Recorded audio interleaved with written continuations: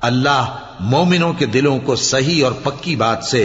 دنیا کی زندگی میں بھی مضبوط رکھتا ہے اور آخرت میں بھی رکھے گا،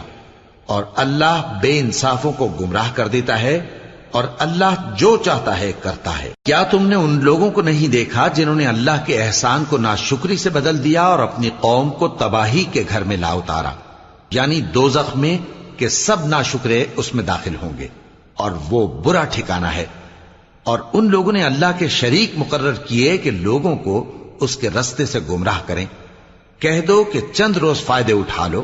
آخر کار تم کو دوزخ کی طرف لوٹ کر جانا ہے۔ اے پیغمبر، میرے مومن بندوں سے کہہ دو کہ نماز پڑھا کریں، اور اس دن کے آنے سے پیشتر جس میں نہ اعمال کا سودا ہوگا اور نہ دوستی کام آئے گی، ہمارے دیے ہوئے مال میں سے پوشیدہ اور علانیہ خرچ کرتے رہیں۔ اللہ ہی تو ہے جس نے آسمانوں اور زمین